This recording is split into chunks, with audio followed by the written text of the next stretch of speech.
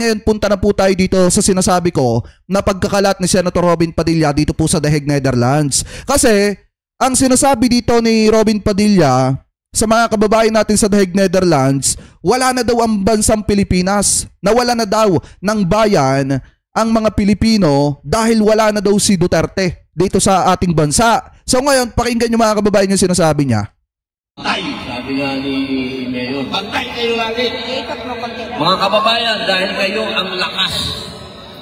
Kayo ang lakas na nagbibigay una sa ating mahal na dating Pangulong Rodrigo Duterte. Kahit hindi na tayo nakikita. Kahit hindi na tayo nakikita. Ito yung sabi dito Robin sa mga supporter ni Digong. Noong dinala dito si Duterte, para na tayong nawala ng bayan. Pero nararamdaman na tayo dahil puso sa puso ito. Puso nating mga Pilipino. Ang nakasalalay dito, puso natin. Dahil bayan natin ito. Tandaan ninyo. Wala kayo sa bayan natin, wala kayo sa Pilipinas, nasa The Hague, Netherlands kayo. Di nyo magiging bayan yan. At saka unang-una, ano namang connect ng bansang Pilipinas kay dating Pangulong Duterte sa mga kaso niya? Diba? Ano namang connect ng Republika ng Pilipinas sa kaso ni dating Pangulong Duterte? Kaya naman siya naandya dyan sa International Criminal Court kasi may mga kailangan siyang harapin na mga kaso na isinampa dyan laban po sa kanya. Hindi naman porkit dinala siya dyan na wala na ang bansang Pilipinas. Mas naniniwala pa ako mga kababayan na mawawala ang bansang Pilipinas kapag ka isinuko sa China at ginawang probinsya. Doon mawawala ang ating bayan. Totoo po yan. Nung dinala dito ang Pangulong Rodrigo Duterte, para na tayong nawalan ng bayan.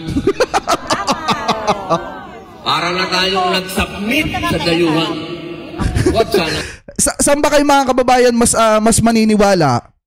Eto saan ba kayo mas maniniwala? Noong dinala si dating Pangulong Duterte na nawala yung bayan? Or kapag ka isinuko ni dating Pangulong Duterte noon? Or kung isinuko ni dating Pangulong Duterte noon mga kababayan ng bansang Pilipinas sa China para gawing probinsya, doon mas nawalan tayo ng bayan. Kasi mas kapanipaniwala yung mas kapanipaniwala na kapag ka isinuko mo Pilipinas sa mga dayuhan, doon talaga literal na mawawala ang Pilipinas kasi magiging probinsya ng China. Kaysa naman mga kababayan, noong inaresto itong si dating Pangulong Duterte na kaya siya inaresto kasi may mga kailangan po siyang harapin. At saka take note, hindi lang naman kasi siya nag-iisa. May mga makakasama pa siya dyan, hintayin lamang po niya. Hintayin lamang niya, makakasama niya dyan, sino Senator Bato. Kaya nga kung tutusin, pakinggan niyo yung sinasabi ni Robin dito. Hindi man sila nakikita ni dating Pangulong Duterte pero nararamdaman ni dating Pangulong Duterte na naando doon sila. Yun yung gusto kong sabihin sa inyo kanina. Na kahit hindi nakakasama ni Bato de la Rosa, malaman lang ni Digong na naando doon na rin sa The Hague, Netherlands, etong si Bato, at least maiisip ni dating Pangulong Duterte na hindi siya iniwan ni Bato de la Rosa sa ere. At sinamahan siya ni Bato de la Rosa hanggang sa huli. Diba, tinupad ni Bato yung pangako niya kay dating Pangulong Duterte. Yan yung gusto kong sabihin kanina sa inyo. Diba, ipagpatuloy pa natin. Sayang naman yung bandera natin. Sayang. Ayan yung sabi ni Robin Padilla mga kababayan na nung dinala daw si dating Pangulong Duterte sa The Hague, Netherlands, na wala na daw yung bayan. Ano namang connect? Kung sasabihin nila na isinuko yung soberanya, sino ba yung una-unahan na sumubok na isuko ang soberanya ng buong Pilipinas mga kababayan? Di ba si Duterte? Nung sinabi niya lalo na yung desisyon ng tribunal mga kababayan na kung saan isang pirasong papel lang daw yan. Wala daw silbi yan. Di ba mga kababayan, kailangang itapon sa basurahan.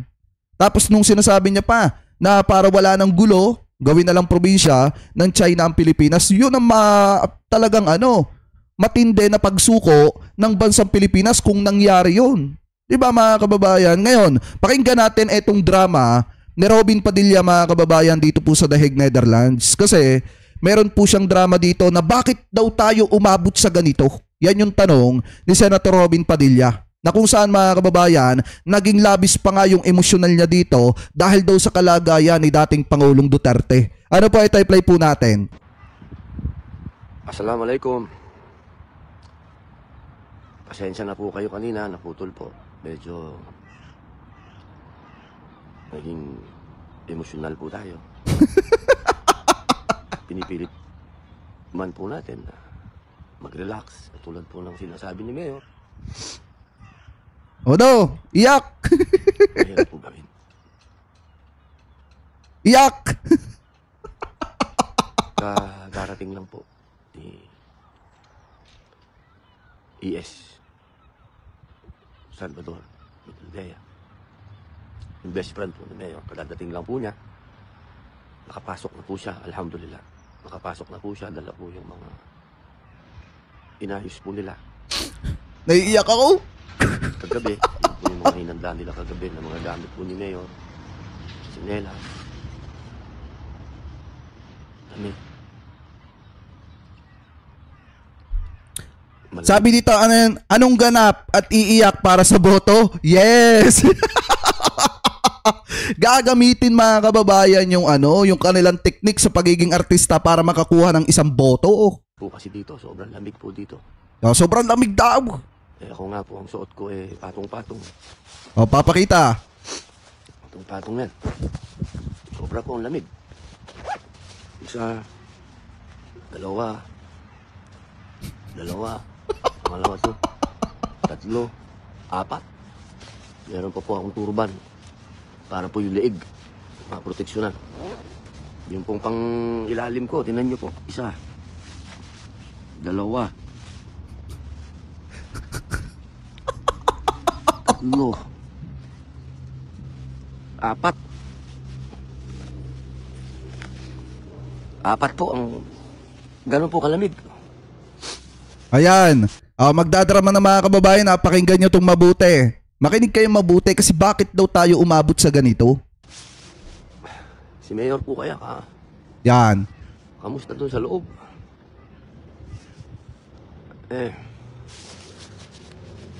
Alam nyo, pagdating sa pangungulungan, ako po ang expert dyan. Huwag nyo akong tanong sa patungkol sa kung ano-anong gagawin natin sa legal. May mga abogado dyan, pero pagdating po sa kulungan, ako ang magaling dyan. Mahirap po makulong.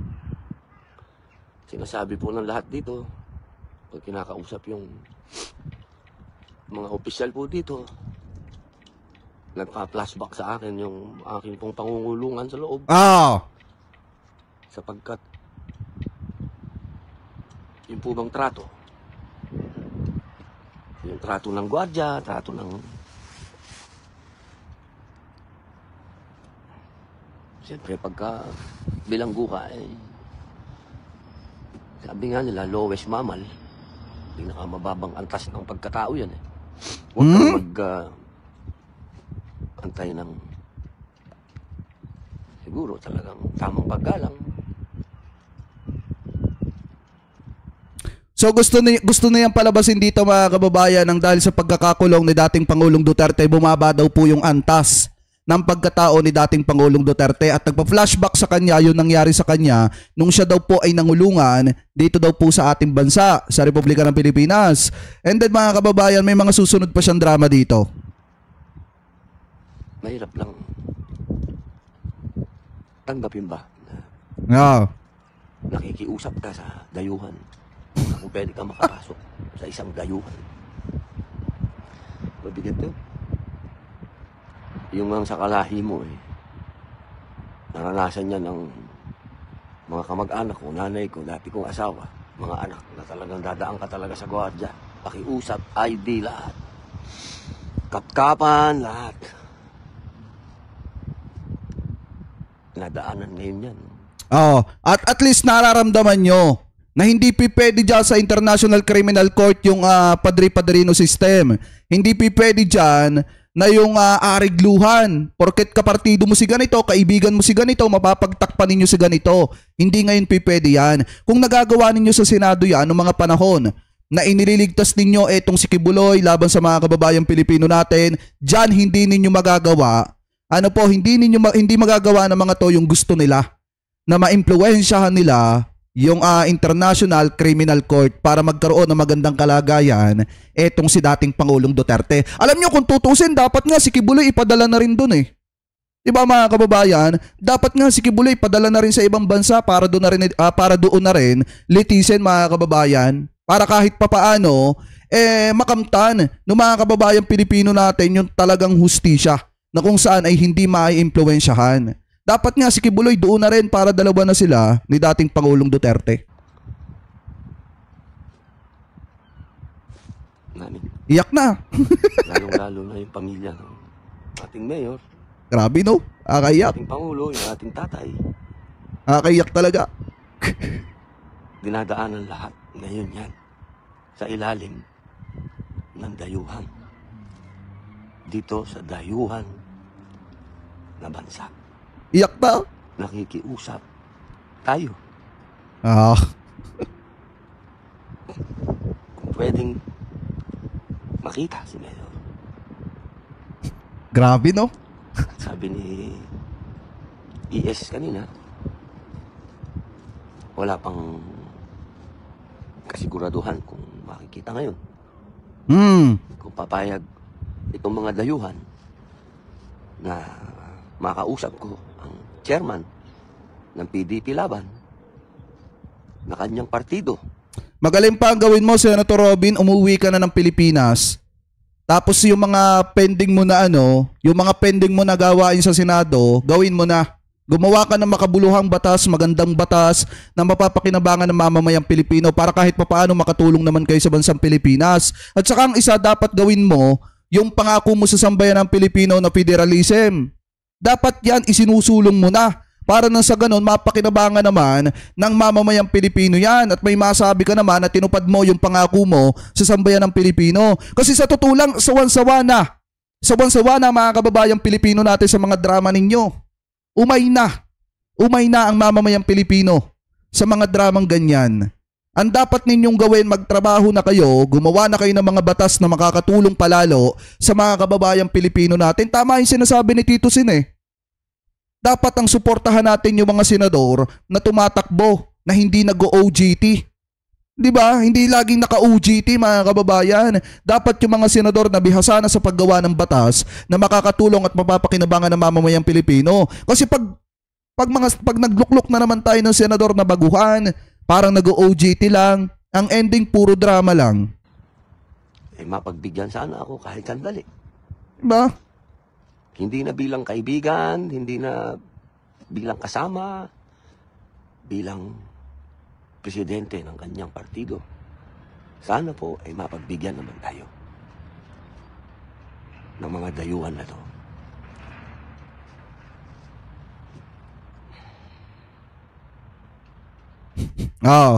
Malungkot siya mga kababayan. O, kita nyo naman, hanggang drama lang yung kaya nilang gawin. Hanggang drama lang. Hanggang dyan na lang yung kaya nilang gawin. Bakit? Kasi hindi na umuubra doon po sa International Criminal Court yung mga padrino system. Hindi sila papasukin. Kahit sabihin mga kababayan na presidente siya ng partido ni dating Pangulong Duterte, pahirapan bago siya papasukin. Ibig sabihin, talagang mahigpit mga kababayan itong International Criminal Court at hindi po umubra itong ginagawa nila.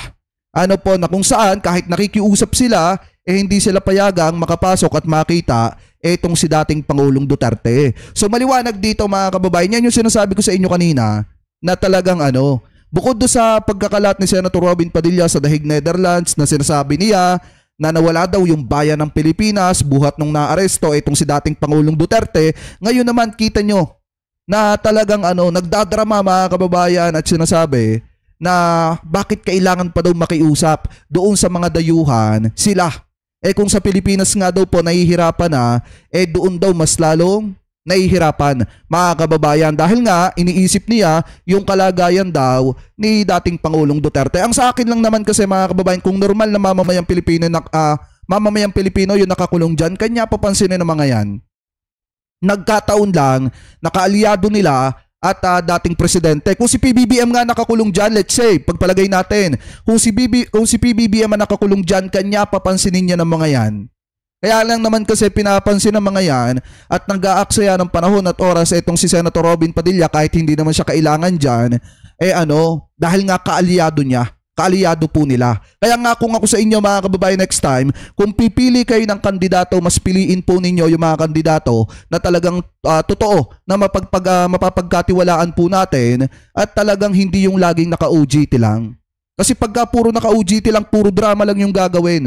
Walang magandang gagawin mga kababayan. Ano po ngayon, punta naman po tayo sa last topic po natin. Pero bago po tayo pumunta sa last topic po natin, comment below na lamang po kung ano pa masasabi nyo. Hingil po dyan sa drama at pagkakalat ni Senator Robin Padilla, di umano, dyan po sa The Hague, Netherlands. Ano po, biruin niya, dumayo pa ng The Hague, Netherlands para lamang magdrama at magkalat at magsalita ng kung ano-ano. Ano po ngayon, punta naman po tayo dito sa last topic po natin. Na kung saan mga kababayan, eto daw, ayon po kay Sir Jaime Santiago, yung NBI, ito daw pong NBI ay kakalkalin daw po ang amo ng mga vlogger. Ibig sabihin, yung mga vlogger na nagpapakalat ng fake news, yung mga vlogger na naimbitahan sa TRICOM, na kung saan mga kababayan napatunayan naman na maliwanag pa sa sikat ng araw na nagpapakalat ng fake news. Kasi nga on the spot, mismong sa hearing, sabihan ba naman na nagwa-water cannon ng Pilipinas kahit hindi naman?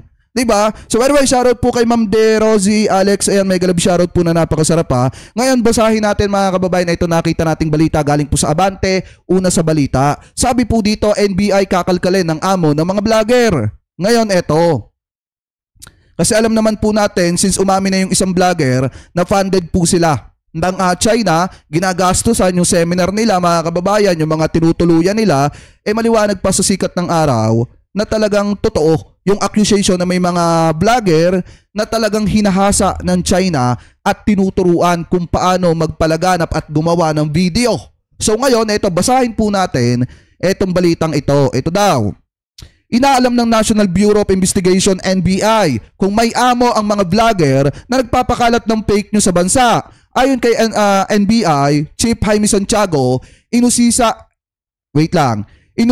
na nila ang naarestong vlogger sa Cebu City at itinanggi na may amo siyang nagbabayad para magpakalat lamang ng fake news. Sabi pa dito mga kababayan, sa ngayon ay mayroon pang 20 or 20 vlogger na sinusubaybayan ng NBI sa pagpapakalat ng fake news at iniipon lamang nila ang mga ebidensya para isampa ang kaso laban po doon sa 20 na mga vlogger mga kababayan. Kasi kung tutusin, yung iba dyan, alam naman natin for the views lang. Para lang magka-views, magka-engagement, gumagawa ng fake news. Pero yung iba dyan talaga may nagpapatakbo sa mga yan at may mga bossing ang mga yan. Kasi nga, mismong si Atty. Trixie na ang umamin na talagang pinafunded sila ng China at tinuturuan sila mga kababayan ng mga diskarte sa paggawa ng mga video content. Ano po, and then binabayaran din ng China yung tinutuluyan po nila for 2 weeks. Ano po, para lamang po maturuan sila ng mga diskarte. So ngayon, sabi pa dito,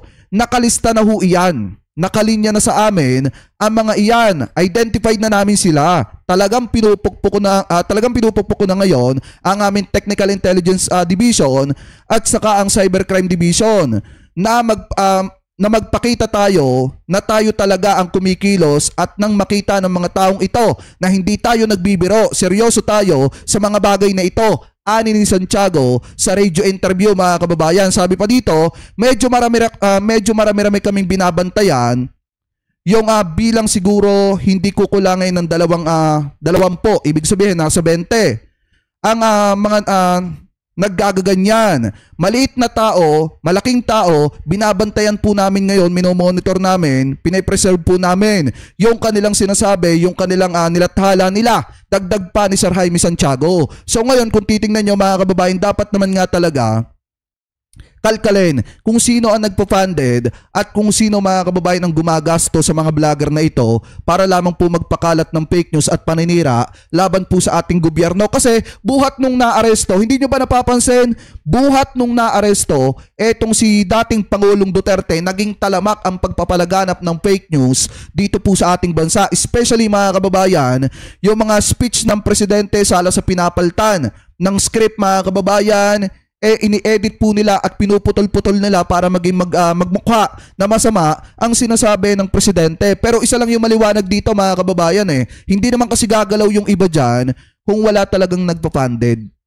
Dahil nga, mismong napatunayan naman po sa TRICOM yan na may umamin na talagang may mga vlogger na nagagastusan talaga ng China at ginagastusan yung mga tutuluyan, pagpunta ng China, yung pangapamasahe, and then siguro yung pagkain, gastos din ng China para lamang turuan ng diskarte sa pagpapaviral ng mga bidyong ginagawa po nila or ipinapakalat po nila. Kaya pala expert mga kababayan, yung mga vlogger ni Digong sa pagpapalaganap ng mga video clip na talagang putol at ini-edit lang mga kababayan at pinapalitan ng kung ano-ano. Minsan nga yung rally ng iba, ginagawang rally nila. Minsan nga yung concert ng iba, ginagawang rally po nila. Kaya nga kung titingnan nyo mga kababayan, dapat mapalabas kung sino ang nagpapatakbo sa mga vlogger na ito at kung sino po ang nag-uutos sa mga ito. Kasi hindi matututo yung mga yan kung hindi masasampulan at hindi magtatanda yung mga yan kung hindi po masasampulan. Mga kababayan, ano po? So ngayon, yung mga nagsasabi dyan, ng mga vlogger ni Digong